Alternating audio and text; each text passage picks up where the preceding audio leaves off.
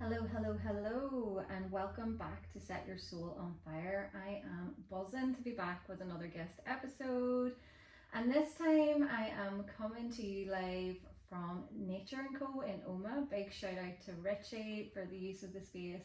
If you haven't checked out Nature & Co, do so. It is such a cool spot. And a big shout out to our sponsor, Mark Waters, the creator of the construction business Blueprint. Without him, we wouldn't be anywhere. So do check him out on Instagram. And a big hello to my next guest. I am glad to welcome Claire Wallace. Hi. How are you? Great, thanks for having me. You are so welcome. It is a pleasure to have you. Now, you're here as part of Let's Talk Minds. Yes. But there's somebody missing, so we just need to highlight that. Áine's in the room. We pretend she's here. Yeah. So you are part of a duo, so you should be joined by Áine Donnelly, but she can't be with us. No. But we've got you. Yeah, so I'll do my best to speak for Áine as well. I'll do my best to speak for two. Yes. So the reason I wanted to bring you on was that you are now making waves in the mental health space, and I am so passionate about that. I have been very open through my podcast with my own mental health struggles, and I love to see people advocating for change and doing things, and I love to cheerlead that. So when I saw that you were in the space, I thought, why not get you on? Let's have a chat. So you're so welcome. Thank you very much. No, it's a really good opportunity. It's important we get ourselves out there, I suppose, because it is a really important space, as you said. Well, I think that there probably isn't enough things. There are things out there. Firstly, I think the problem is that maybe people don't know what's out there. Maybe systems are a wee bit outdated, or maybe not as approachable. And I think to see yourself and Áine come into the space, it seems really fresh, and it grabbed my attention. So I thought, right, let's talk about it. But before we really dive into Let's Talk Minds, tell me about you. Oh, okay. Okay. Yeah, so I'm Claire. I am a mental health nurse. So I have been a mental health nurse now for 10 years, which is mad because I still feel 21, but there you go. You look 21. But yes, so 10 years mental health nurse, but I suppose I always had a drive and a passion for mental health, like from a young age. I was volunteering in a nursing home, and then they asked me would I move to this other section, which was learning disability and mental health. So initially I was really kind of apprehensive. I was like, oh, okay, but that's where they had a job, and when you're 16, 17, you need that job. But I loved it. There was something that just clicked. When I worked there, it's like there was different layers, like your daily routine wasn't your daily routine in there. Everything was unpredictable. I liked that. I was like, variety. Yeah, and you're seeing the person not just as a oh, they need this thing and that, whereas I was like, what do you need today? And we're seeing them holistically, and I just that's where my passion sort of came from. Obviously, life is full of ups and downs, so I had my own experiences of I like to call it life throwing you lemons. Okay, I like that. Yeah. So through those times you're navigating your own mental health, and whether you need to lean on supports, and then I suppose I was building up my own resilience through that. But there were times where, especially when I was newly qualified, I definitely experienced I suppose quite a lot of anxiety, and just that was going through another life gave me a lemon. And I was just navigating that, and then obviously every family, in fact almost everybody has some experience of mental health. Anybody who says they don't is quite frankly not telling the truth, in my opinion.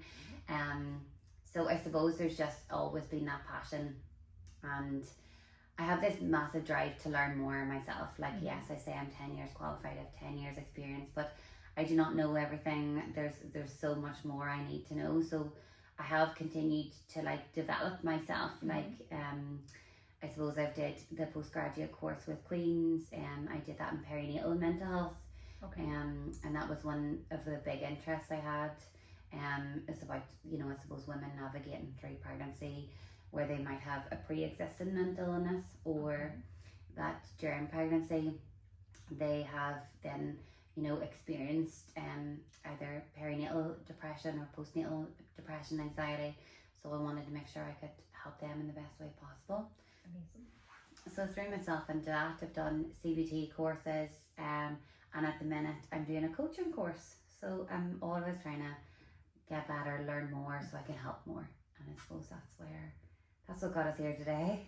But that's such a amazing quality, you know. I think that it could be really easy in life to get bogged down in just doing what we do and not thriving to do more and to gain more knowledge. I love learning too, though, and I think as I hit 40 last year, it was like I even had a bigger appetite for learning, and I did go through a period in my 20s where I thought, oh, I can't learn anymore. I tried to study for these exams, and nothing would stay in my head like at all, and it was falling out of my head. Like it was as if it would go in one ear and out the other, and I was like, oh, I'm too old.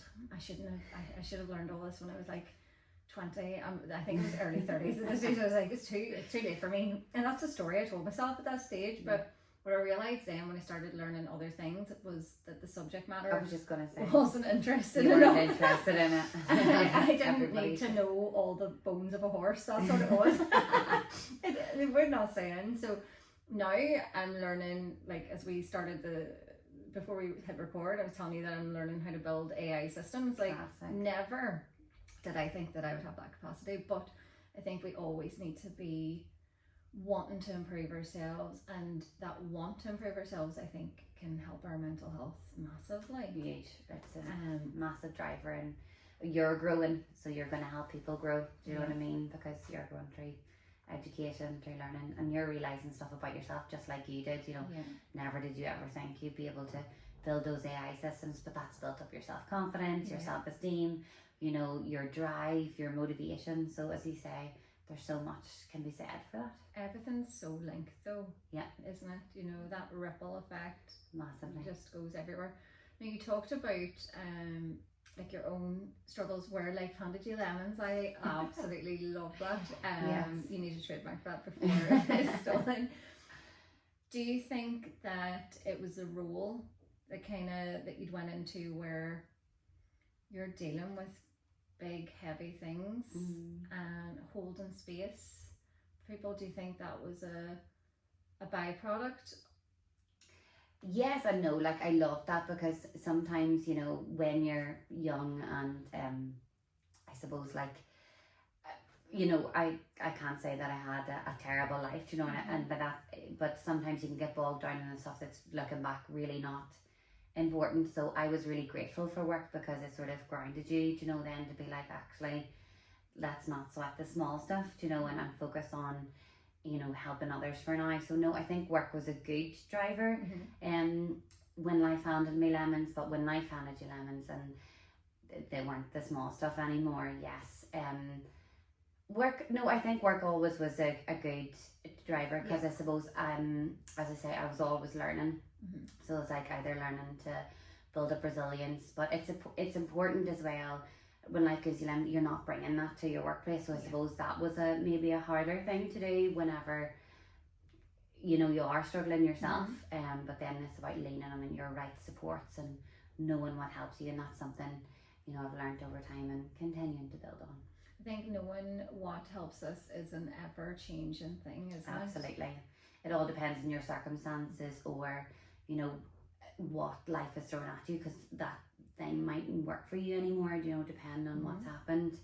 But it's being open then to other things. It's like, okay, just because that one thing didn't work doesn't mean that something else isn't going to work, you know. And it's like, we can often, I suppose, I was talking about this the other day, and it's like we've become like a really impatient culture. You know, like we want a takeaway, it comes in seconds, you know. We want to text somebody, it's second, we want to see them, video call, seconds, you know what I mean? TikTok era, I call it. Everything, you know, we've become really impatient. We want a taxi, we have an app to get it, click it straight away.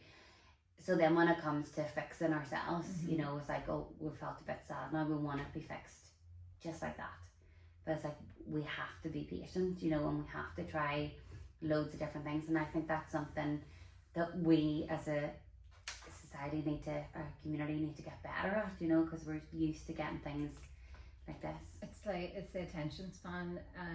You know, we've no patience. I struggled with, like, because I got sucked into TikTok, and it was like I couldn't then have the capacity to watch a film or read a book, and it was nothing was quick enough for my brain. And you said something there about, you know, oh, we're big sad, we want to fix it, but we also need to feel the sadness. Like, I think people struggle when life is handing them lemons because they don't want to feel the things, but we actually need to feel the things to process it. You can never grow if you're never vulnerable. So it's like the tree, like, doesn't come out big and strong. Do you know what I mean? Like the tree that we see, like the massive trunk and loads of branches off it and beautiful colours on it. Like, it was once a tiny branch that was going through the storms, the wind, the rain. Like, it was vulnerable at a time, and it had to do that to learn how to grow, to learn what it needed to grow. It's like, it's okay to be vulnerable. Like, it's okay to feel sad at times. That's,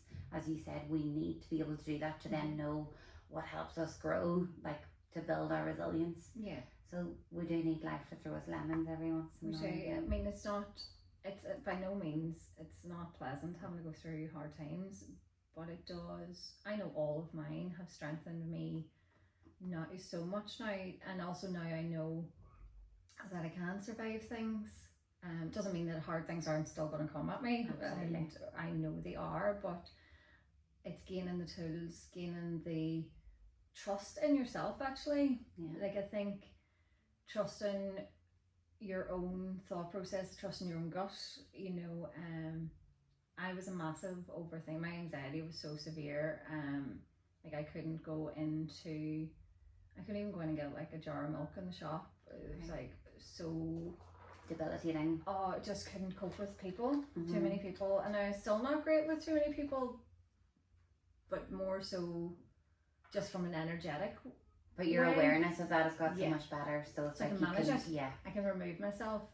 Or you can, you know, put yourself out of your comfort zone if you want to. It's your awareness, your self-confidence is that so much better. It's knowing that actually I can control the narrative around it, whereas I didn't feel like I had any control before. But I know that at the time it was like, why is this happening to me? And that's why I went in, like, a deep dive of work on myself 4 years ago. This is where this podcast came from. Yes. My whole journey has been, why did I struggle with depression? Why did I struggle with anxiety? Because that wasn't who I was.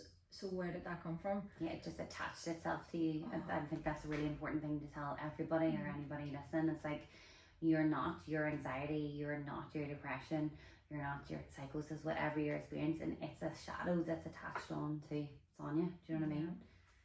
It's not you. It's not you. It's just something that you have to work through. Yes. It's not really probably the best way to. Yeah, it's like a broken arm. Like, you don't just walk about then and continue doing your day-to-day life with a broken arm. You go and get it fixed, nurtured. You know, you have to keep it in a sling. You nurture it. It's the same with your mental health. You know, you don't keep plodding on. You have to address it. Yeah. And do you think now in 2025 that it's being addressed enough by people? I suppose no is the short answer, and that's what sort of was the drive for Let's Talk Minds. I suppose Áine and I, in COVID, we worked together in it's a crisis team. So they're immediate, sort of, you're seeing people in crisis point. And we worked there, and I suppose we were seeing a lot of people, you know, at crisis point, and thinking to ourselves, you know, there was so many, you know, we could have put in so many preventions before it got to this point. But is the awareness out there? Do people know what to do? And I do think we've got a bit better talking about mental health, but are we better at actually doing stuff for our mental health? I don't think so. I think that's action is the part that still needs addressed. And I think, like, anxiety, depression are becoming much more frequent terms and uses and stuff, but it's like, you know, how do we, you know, we know how to prevent, for example, our physical health. We know how to look after our physical health. Like we know how to try and prevent obesity, or if we feel like we're gaining weight, we're very keen to address that through diet or high blood pressure, things like that. Yeah. You know, we're all very aware of those things, but are we aware of how to manage or prevent, you know, anxiety manifesting or stress manifesting, depression? You know, do we know what stress can lead to possible psychosis, things like that? I just don't think we're as good as that. And that's where Let's Talk Minds came about. So as I say, in COVID, we had talked about doing a podcast and stuff, and it was actually me that stalled the dealer. I was like, I just don't think I'm ready. But and then I suppose there was just like that fear of putting yourself out there. Oh, I get that. But and then we came up with the idea that we wanted to, I suppose, really, it was workplaces we wanted to focus on, I suppose, initially, and it's just like focusing on workplace wellness, because majority of your life is spent in work. And you know, very few people can say that their workplace is a dream place. And I suppose it's not that we're going into workplaces and changing it all around and making it, but it's about learning to manage or make that better, or, you know, how can we improve things, or, you know, making sure you've somebody there that you can talk to, and making that workplace just a better environment for you, for your colleagues. You know, like that drive that we both have now, we were talking about before the podcast, like that's often lost in workplaces because of stress or the environment and the build up or anxiety, things like that. So I suppose that's where it came from. It's like we're seeing a lot of people at burnout point. But there's a whole other level of prevention. They could be caught straight away. Like I last year was fully burnt out. I was convinced I was perimenopausal, and I, like, at that stage was riding horses still. Couldn't even put the riding hat on my head because I was like scratching the scalp of myself and down my neck. And I wasn't sleeping, kept waking up 4 o'clock in the morning. I had told everybody that I was perimenopausal, and that's like, it's driving me insane. And one of the girls kept putting me at her kitchen table, and we hadn't seen each other in ages, and we like bumped into each other at something, a coffee or something, and she kept bringing me around every week, going, "Come on around for dinner this week," and just kept bringing me around, and it slowed me, and suddenly all these symptoms all disappeared, and I went, oh my god, I was burnt out. You've just been under stress. I was so stressed. I was trying to do far too much, but like, how many people are moving through life not being fit to actually identify what actually is going on? Like, we're like Google things, like, I mean, but loads of, like, I was listening to like a seminar not that long ago, and it talks about really, like, we're diagnosing people with so many physical health problems now, and a lot of them are caused by, you know, undiagnosed stress or untreated stress. Do you know what I mean? Like, as you say, your skin was flaring up. That was only one of probably many other things. You know, there's an increase in, you know, heart attacks, cholesterol, you know, all those types of things. And I suppose that, you know, is correlated with our, I suppose, our lifestyle and the way we're just continuing just to work through like that chronic stress that we're putting ourselves under. But it is that, and we're choosing. Now, sometimes we be choosing things because it is a necessity and we have to put food on the table and all of that, but I think we can choose to stick our head in the sand and not actually recognise what's going on with us. So you want to go, that was a goal then, to you're going to workplaces and make the environment better, and it's not about reinventing the wheel.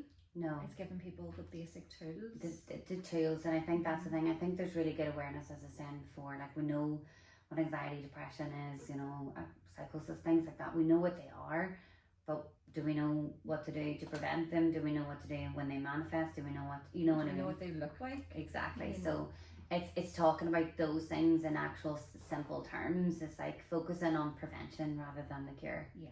You know, there's a whole massive opportunity to prevent, you know, that burnout point, you know, that crisis point. And in some cases, you know, we can't prevent it, and that's okay. But we can definitely reduce the amount of people who are reaching that point, because in a lot of cases it is preventable, and we need to do that through education, through providing tools, and I suppose just normalizing like so much of it. I think it's like it's not this big. Well, there's still a stigma, isn't there? Exactly. Yeah.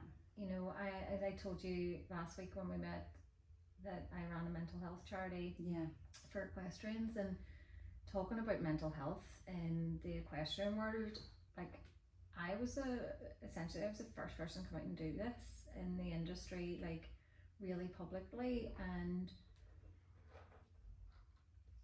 a lot of people didn't get it, you know. They didn't. Thankfully things are moving forward, it is getting better, but the stigma still exists. Yeah, but I think when you start talking about things, then people start to relate a lot more. It's like, I think some people disassociate with it, but sure, like, I'm grand, like, sure, I don't have that there. Yeah, I'm not depressed. Yeah, and then you might talk about something and be like, but do you ever, I suppose, just feel like you don't know where to go, like, you know, you're not sure what's on your to-do list, you feel a wee bit overwhelmed, or you talk about this and they're like, yeah, I have felt like that before.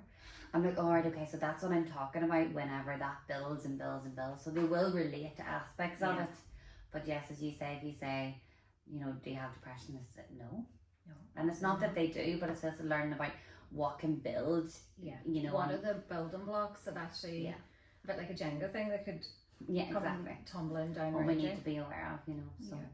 So the goal is to go into workplaces and do work there, but I know that you've done a couple of workshops and stuff. And that sort of just took arms and legs as well, so which is great, because I suppose you know, we want to help as much people as possible.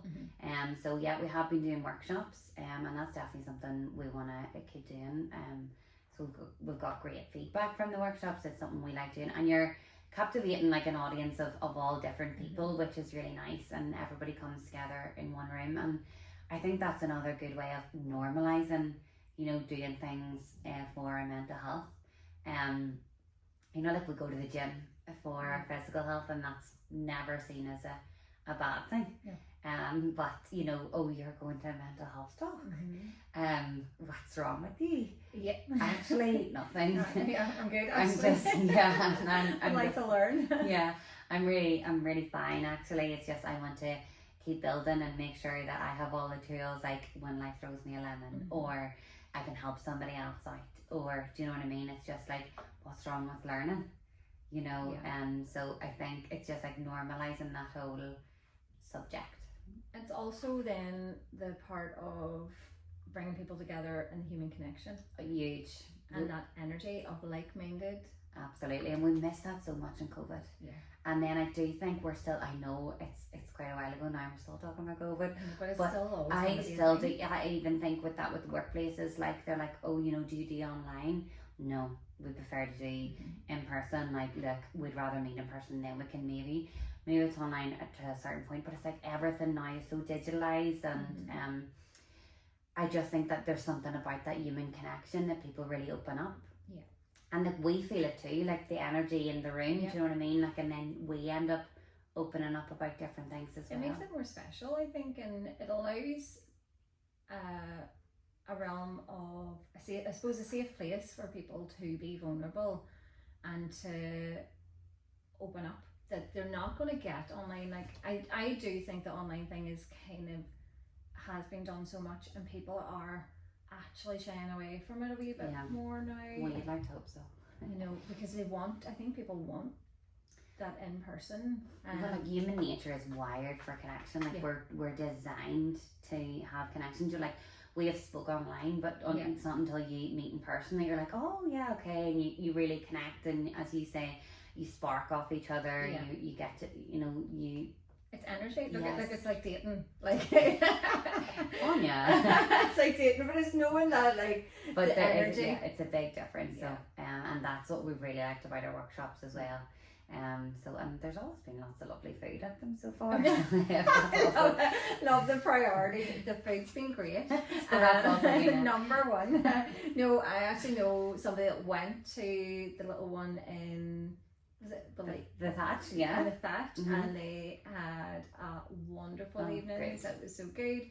I had just come home from holidays. I think I was just home from... Excuses. I know. I was like, I was coming home from Dublin that day. I was driving from Dublin. I'd been in Morocco on got home on Thursday night, and I was like, I'm wrecked. And I was like, I'd love to go, but I will definitely get to the next one. Yeah, no, we're doing one now in Healy's.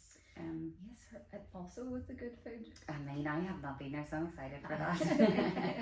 Like, it's a coffee place, isn't it? Yeah. Like, yeah, no, yeah. I'm like... And then we've another one coming up in Balmanack in Cafe Nico as well. Okay.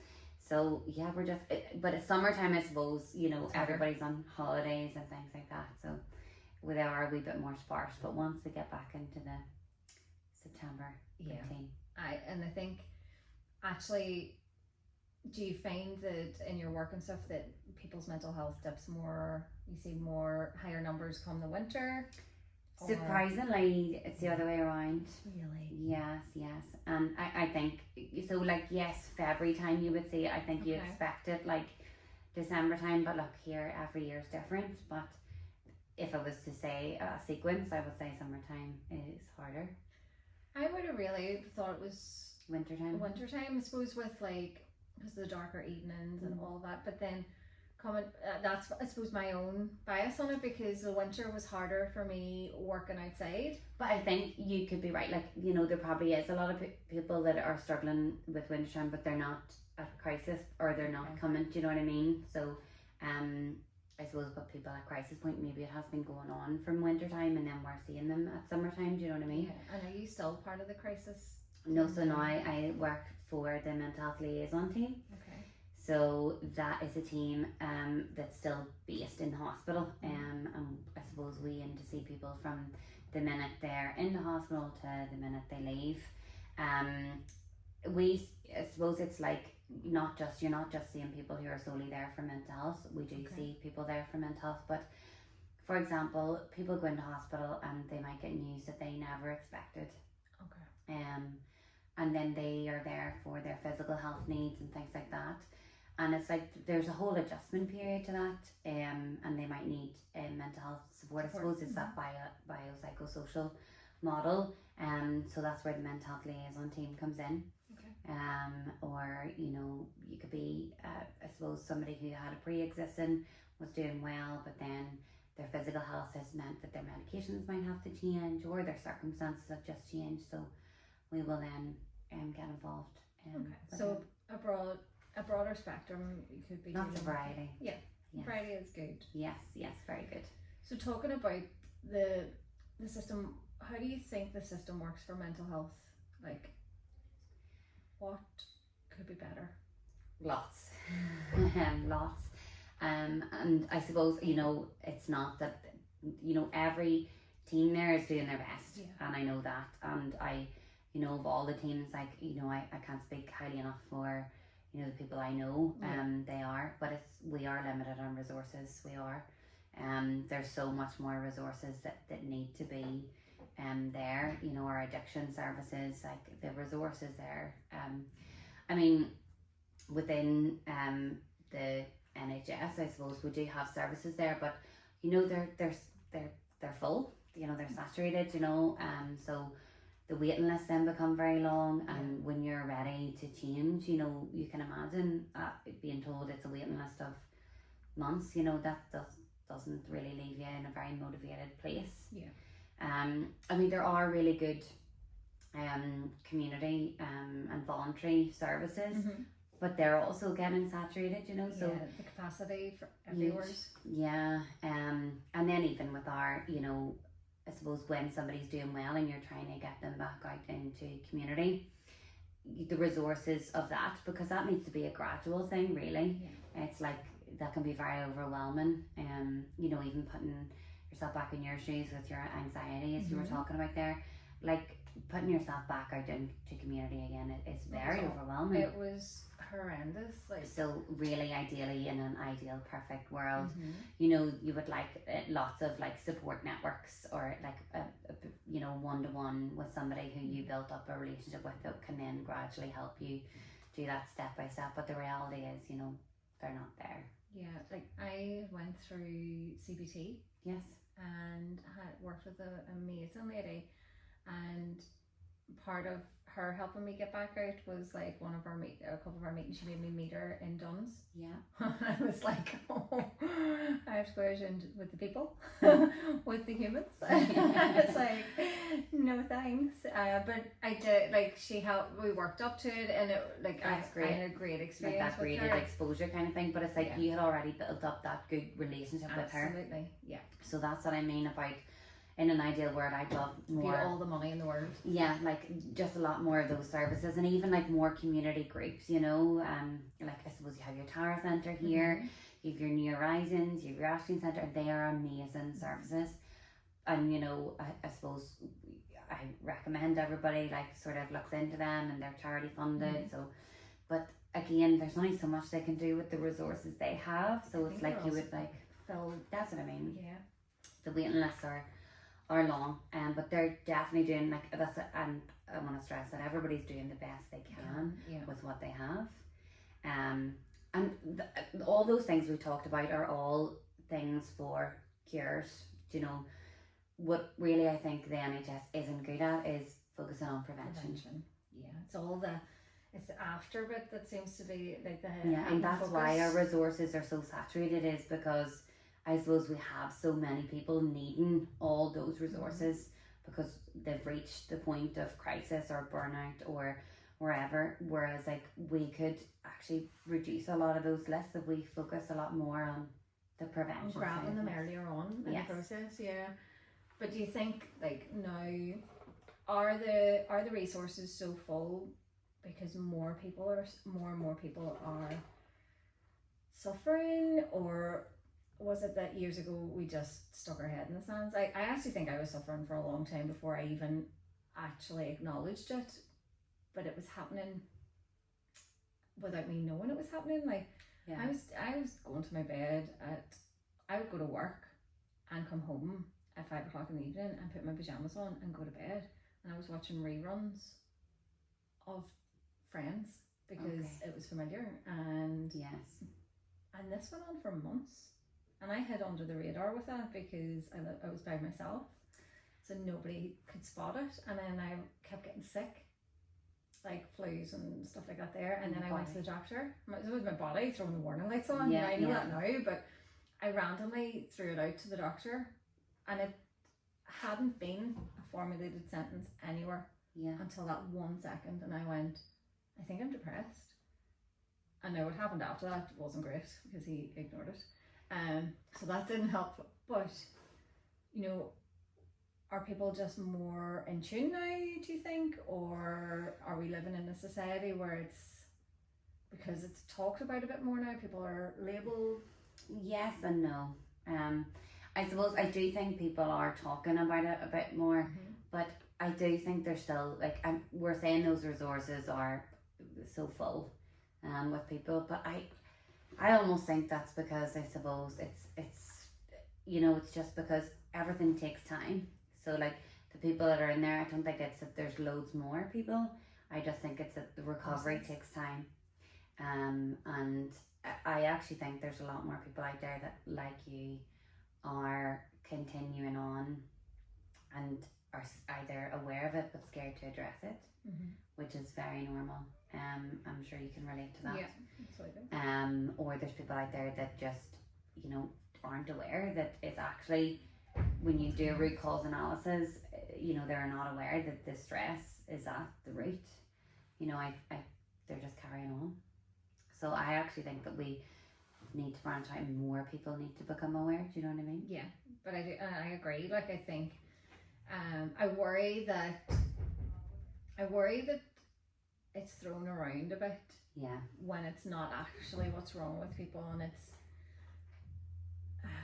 this is probably going to sound wrong, but it's my podcast, so I'm just going to say that. Okay. But like, I sometimes think it's been used as an excuse, and I'm not saying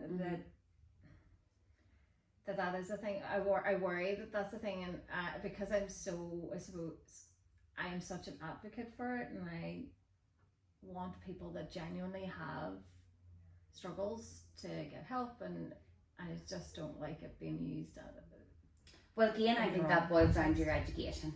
So it's like, you know, is it actually that, you know, tell me why you think it's that, you know, as in, say somebody says it's because I have depression, so tell me why you think you've got depression. And if they're not able to back it up with, you know, X, Y, W, Z, you know, maybe it's not. And it's like, we need to go back to the educational side of things. Like, are we just throwing words out there because it sounds better? It's and trendy to have it now. Some, yeah. You know, it's like, and look at that goes with lots of things in the world. You know, that it's trendy to have X, Y, and Z. Like, and just the example is that it's mental health for this podcast, but you know, I suppose you're right. It needs to come back to the education piece. And that's, is it really? And like back it up with how or why, or you know, your information, and you know how you got to this point and what you've tried so far and hasn't worked or has worked. Yeah, and what would you be open to trying next to see if that could help? Tell me, what do you think is one thing people believe about mental health that you wish you could change? Oh, interesting question. I suppose some people believe that it's well, a lot of people. I come from a farming background, so like, so I think people believe that it's the extremes, that mental health is the extremes. So for example, if I said, you know, I really struggled at that time in my life, I definitely had anxiety and some symptoms of like low mood, you know, which could have led to full on depression. They were like, but sure, you're still getting up and going to your work. Like, what do you mean? You know, when it's like, you know, you can put on a mask. I think when you say depression to some people, you know, they expect it to be like, you're not doing anything, you know, you are not washing, eating, all those, like, and that's right, you know, depression does lead to that, but it's like, not always. Whenever with mental health, some people are able to put on a mask and put on a front and keep going. And that's even more worrying because they're really pushing through a lot of brick walls to do that. So I'd like to, you know, I suppose, educate people and take away that it has to be extreme for you to be experiencing it. Like this. Yes, like for it to be that. If you said you had anxiety, I'd expect you, like, they'd expect you to be shaking or hiding away, and it's like, actually sometimes you were able to put on a mask and get through it, but you broke down when you got home. You know, it's like, it's not that it has to be all these extremes. It can be the small things that then build up. It's a lack of understanding. To the big things. And like, I had, until I struggled with it, I had no empathy or understanding of it. You know, I've watched a family member struggle for years, but I had no sympathy for it. And I wholeheartedly admit that, because I didn't understand it, because I hadn't experienced it. As soon as I experienced it, I went, oh, okay, I get it. I was like, and I felt shit, like I really did, but it was just a lack of knowledge. Yeah. Like, it was, you know, it wasn't out of malice, but it was just that because I hadn't lived it. Absolutely. And I think that's probably... It's like, you know, there's a family member as well, that definitely, you know, they went through a difficult time, and they experienced mental health difficulties, and I was like, okay, like, we need to address this, and you know, we need to help them. No, that's just the way they are now. I can't talk about it. Yeah, that's just the way they are now. They've been through a lot. That's just the way they are now. I'm like, they definitely don't need to be like that. You know, so that's you know, it's like, no, they don't need to just be like that because of what happened. It's their way of coping. We need to help them, and we did. If they got CBT, they got to find a new lease of life. Yeah, but it's just about recognising that. It's like, no, you don't have to be like that just because you experienced a difficult time. Yeah, like you can get the help to you change. Can grow like that. Yeah. Do you think, you come from a farming background, so do I, do you think that from being in that community, like, you just get on with it? Oh yeah. Like, you're hardened? Yeah, I suppose it's just like, well, the farmers are very just get on with the people, as you know, like, it's they're working sun, rain, hail or shine. Do you know, it's not like when you're sitting outside Tesco and there's a big shower on, you're like, I'll just wait till that passes. The farmer does not wait till the storm passes. They plow on. Do you know what I mean? Yep. And I suppose there is that mentality, but I do think there's a lot of good qualities in farms because they're always connected to nature. And there's like, obviously we relate so much to nature, like human nature relates so much to nature. We learn so much from it, so they have got a lot of like good supports in that. But I think farmers more recently, like, because there's been a lot of changes and I suppose things that support them, like without getting political, do you know what I mean? There has been a lot of new stressors, and I think they have sort of come together more as a community, maybe a bit more like through the likes of like TikTok or I suppose meeting up and you're having your marts back physically. Yeah. I think that they have done a lot better talking more. Yeah. But there's still a massive, like, you know, if I was to say, can I do a workshop in the mart, I'm not sure that many people would turn up. There's definitely a stronger barrier there. Yeah, I think we're slowly starting, like, as in they've noticed themselves, like, it's, you know, you can't isolate, you know, yourself, and it is a very lonely job. It's a massively lonely job. Like, you know, I've watched my dad farm for the majority of his life, and it is, you have to just keep going even when it's not going right, and the work continues. And I've kind of watched it as somebody who works as being part of the business, but also from the outside, having experienced what I've went through, and like, it is a journey, and it's up and down, and that's, I mean, there's been a lot of stresses, so they don't have it easy anyway, and then when you add in new legislations or things like that, it's become very stressful for them. And I think that's where they're coming together as a community a bit more, but we could definitely improve on that.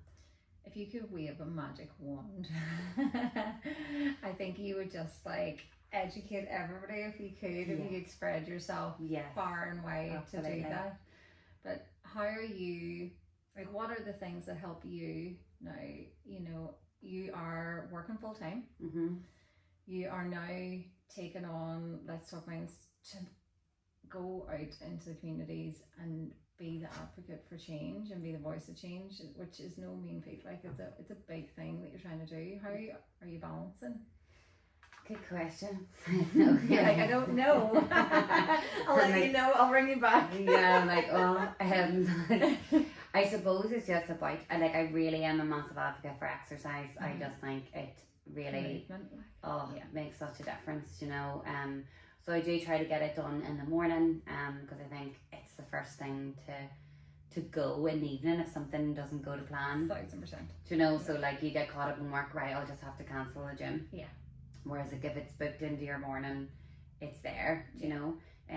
I love getting outside. I think getting outside is also a game changer. So I was talking to you before this about social media content and the likes of LinkedIn, and I'm like, this is a new minefield that, you know, nurses don't really have to deal with, so it's like a new thing.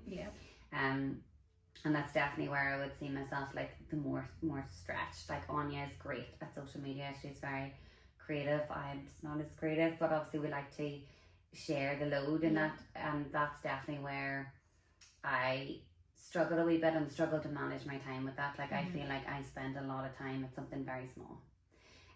So it's about, I just set myself a timer now. And then I'm going outside no matter the weather. And I just think that really helps, especially even if you've had a heavy, stressful day in work. Or do you ever get it when your house is just built up with like clutter and it really needs cleaned? That also gets to you, but it's like, you still set that timer, you're like, well, I can't do it now, I have to go outside. You come back in with a new set of energy, motivation.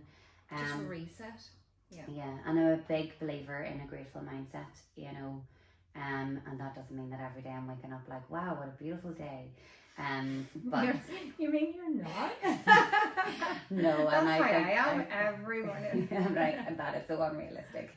But no, I, like, even on the bad days, I do like to write down, you know, 3 things I'm grateful for. And then it's like reminding myself of those, you know, in the bad days, because you will have bad days, you know, everybody has bad days. And I suppose sometimes when you're still working full time, trying to get, you know, workplaces, meet them, you know, arrange workshops, all that there. You're juggling your annual leave, your time off, you know, things like that. You just think, why am I doing this? Like, this is just so stressful. So then it's about reminding yourself your why. And I know we talked about this before. So it's like, alongside my grateful mindset, I do like to do a bit of goal setting. You know, why, where am I going, what I want to do, and that drives the whole motivation. And I think that for everything, not just if you're starting something new, I think everybody should have goals. You know? Absolutely, you need stuff to work towards. They're a massive driver. They build upon your purpose. Like, you go into work and having a family are both really good purposes, if that's your purpose, or like you know, having a home, doing this. Everybody has different purposes, but I feel like you add on like your goals for you, you know, why you want to reach them, just builds on so much your motivation, self-esteem. Because showing up for yourself. Yeah. I'm massive like that. I'm hardwired for that, like all the time. Like, I'm always. And you see the benefits of it.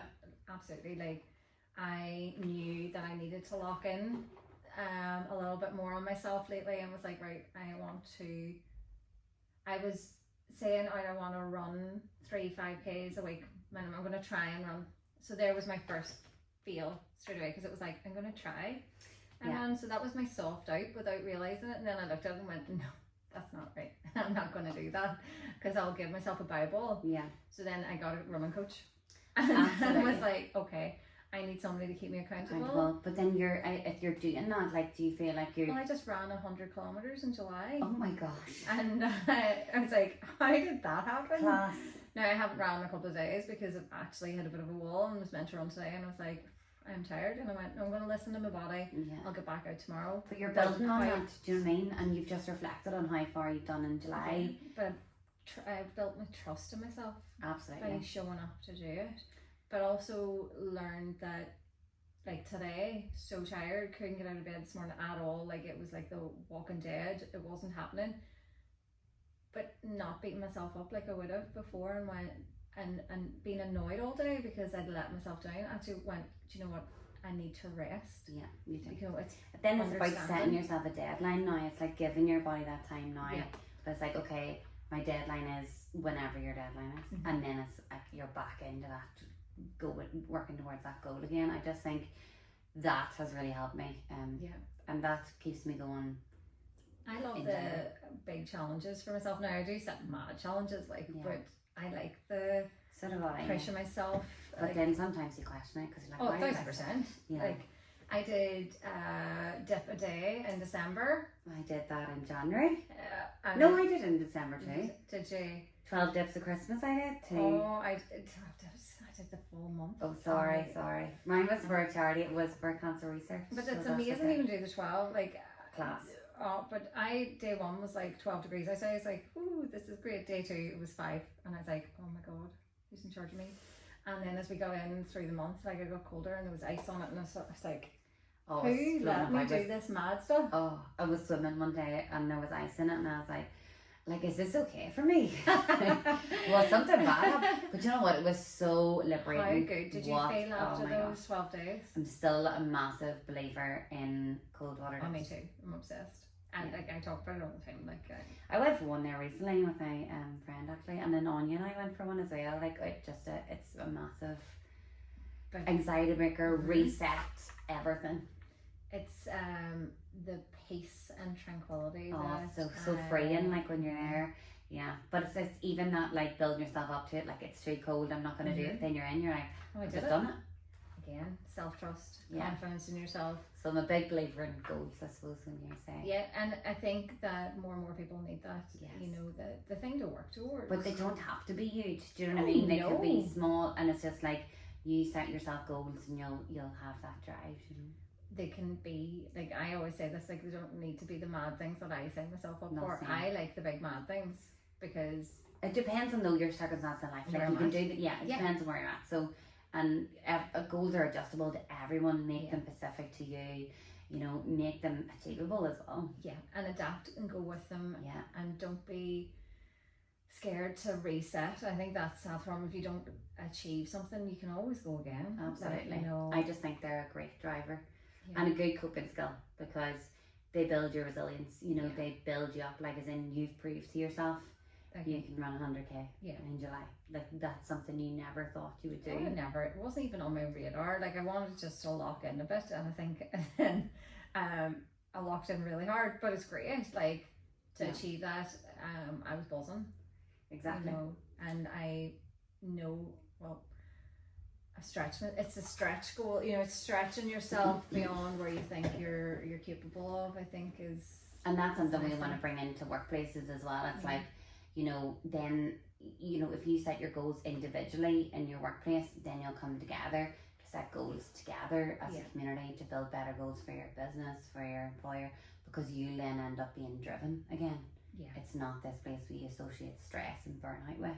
Yeah. You know, it's very adaptable. It's changing your whole thinking around it and knowing that there's a different way to your work. As you said earlier, like work is where we spend the majority of our time.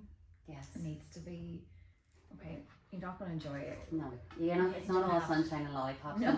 That's not what we're going in to change and tell people, you know, how to have nicer workplaces and paint this place a brighter colour. Definitely not. Put this picture of this smiley face up and everything will be fine. Yeah, and you'll get 10 million breaks a day. Like that's productivity goes through the floor, but everybody's mental health is flying. It's like we're not these corporate suits coming into workplaces telling people what to do, because, you know, we don't know everything, but it's like we can build upon things, small building blocks to make it a better place. Bigger picture, yeah. Tell me, what do you think one strategy is that people should practice more frequently? Things that just getting out in nature. Yeah, I suppose one of the things I say is putting yourself out of your comfort zone at least once a month. Try to do it more frequently depending on where you're at. So like, it's like a woman with like, I don't know, a newborn's not going to be like, right, let me just put myself out of my comfort zone right now. But it's like doing, like maybe she could go to a baby group that like, you know, with loads of women that she doesn't know, and like that is out of her comfort zone. But so again, it's making it adaptable. But I do think when you put yourself out of your comfort zone, there's something so great about that. Like you grow in that. I suppose like starting Let's Talk Minds was out of our comfort zone. I suppose I'm speaking on behalf of Áine and that too, but it definitely was, because, you know, we're used to put yourself out there. Yeah, we are. But I feel like we have grown as people since that as well. Do you know what I mean? And there's loads of things. Like I remember I joined CrossFit a number of years ago. I'm not in CrossFit anymore, but disclaimer.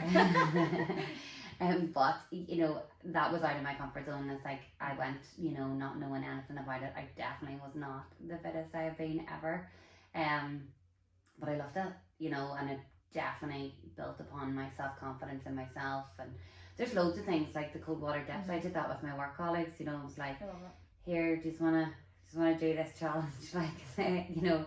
It's not like what every, you know, buddy dreams of doing when they go into work, like let's get into our swimwear at lunchtime. Like it's a bit random. It's totally out of our comfort zone, but it was so good, and like it really brought us together. I just think a lot of things grow outside the comfort zone. I agree. I always try to encourage people to like take themselves for a solo date and do things alone and go to new groups, and I try and encourage that so much because I love doing that. Yeah.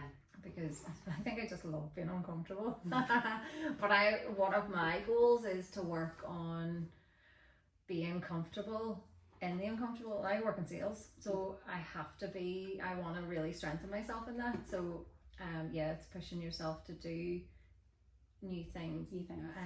And the mum, you mentioned like the mums and baby groups and stuff, like for new mums, that is probably one of the biggest challenges. That's the main effect. They kind of feel a wee bit isolated as well. And that's what our talk is on at Haley's actually. It's like a mum's workshop, because I suppose there definitely is an identified need for that, you know. They feel the isolation, and their purpose has changed. So there's a whole adjustment with that. Their identity. Depending how their birth went, depending how their parents left, but depending how their baby is, you know, everything changes in that. But small things of putting yourself outside your comfort zone can lead you to a much better support network.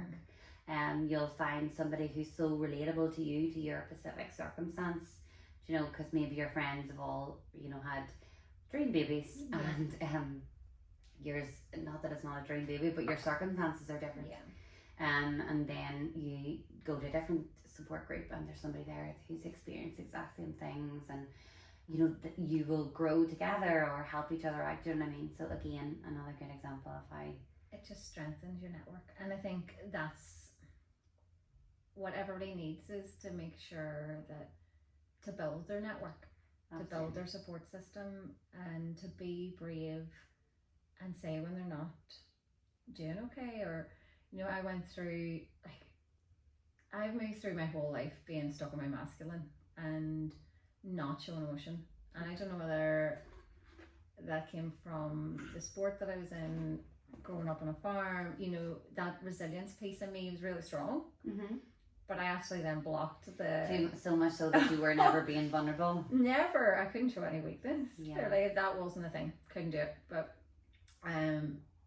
I have worked on, like, really on the growth. I've worked on that, and like probably about a month ago I went through like the Sunday scaries, like full sadness.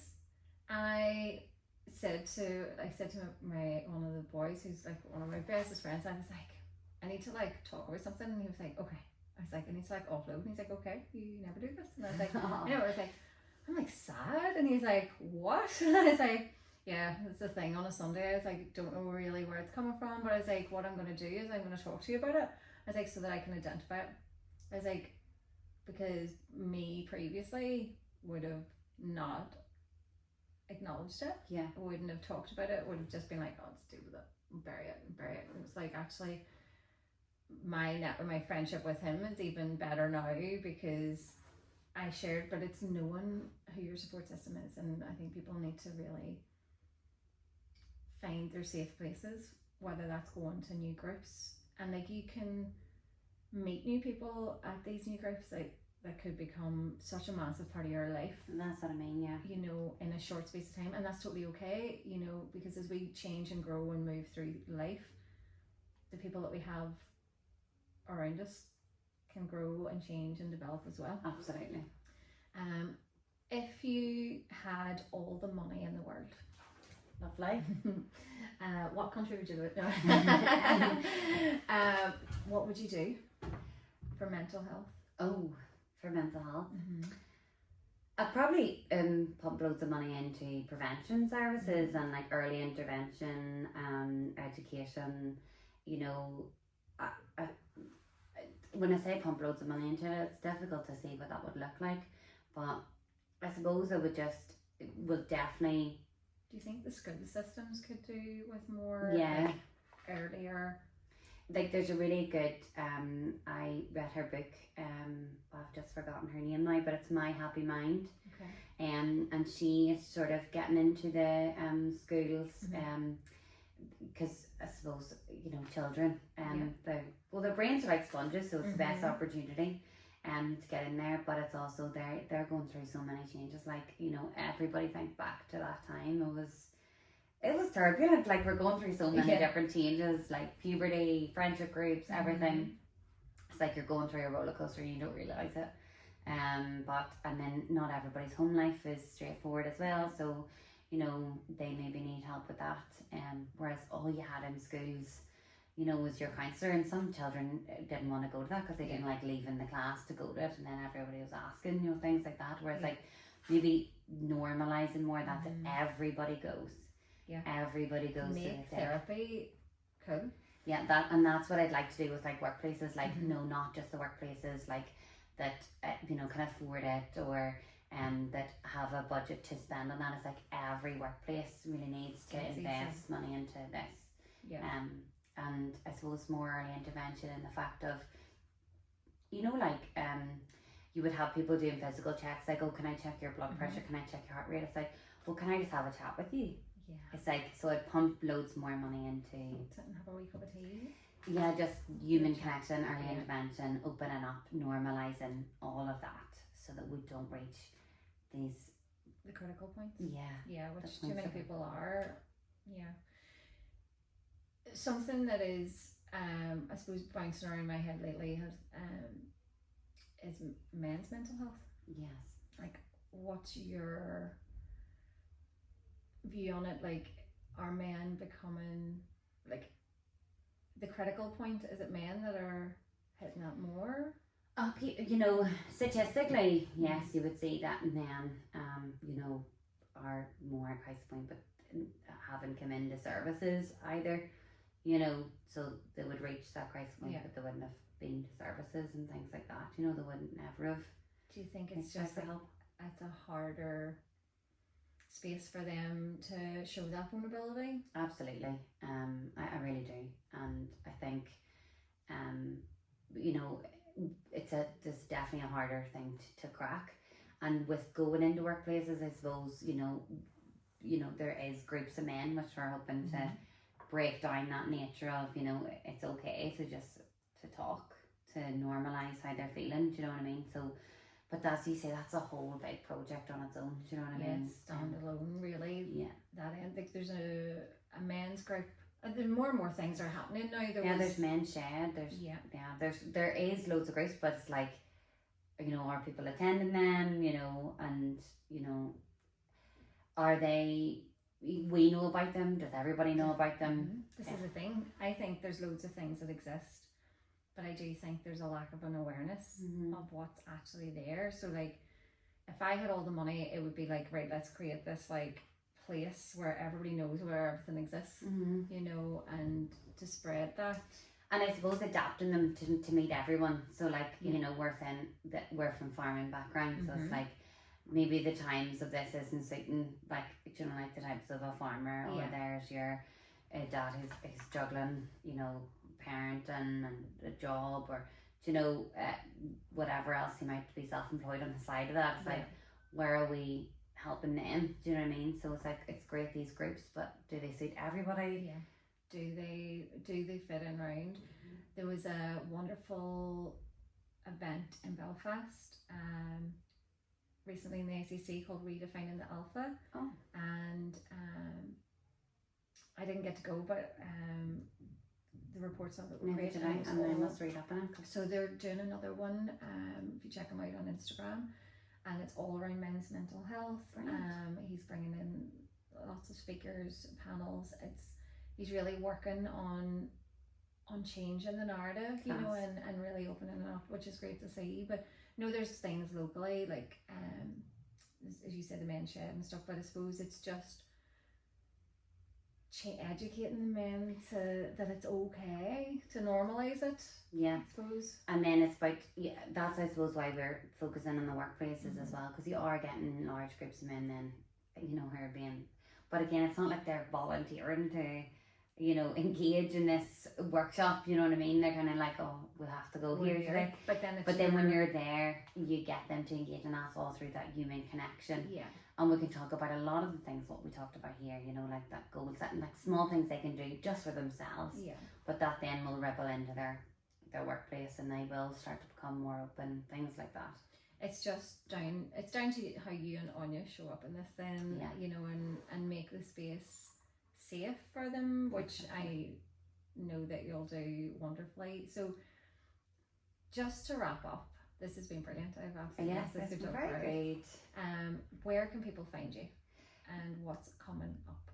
Okay, so you can find us on Instagram, and it's let's.talk.minds, I think.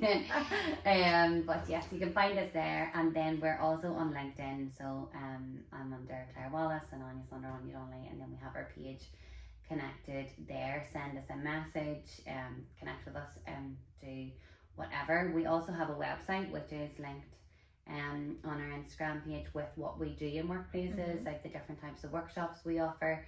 And we can tailor different workshops, and that's something we've been asked to do recently, to know, like more specific types of things, so addressing those. So that's where you can send us an email either. And our email and everything is on our Instagram and our LinkedIn. What's coming up? We have those works for the public. We have those workshops coming up. We have been a bit more sporadic in the summer months, just with juggling everything. But come September, we do have spaces for workplaces as well. So definitely give us a message. We can block you in, get talking, and making good, positive changes. Well, I am so excited to see what you do. It's so needed and so necessary, and I knew that when I saw the Instagram, I thought this is great because there's just a fresh energy about it, and it's open, and I've absolutely loved this. And more people, more workplaces, everybody needs to be talking about this. Everybody needs to make it part of the daily, that everybody has the tools. You know, I did a lot of my work by myself, but if I'd have had the resources to tap into, you know, it would have made it a whole lot easier. Absolutely. And it would have been less daunting, and you could understand it better. So keep up the amazing work, and I'm excited to see what you've come up with. Thank you so much for having us. No problem. Thank you.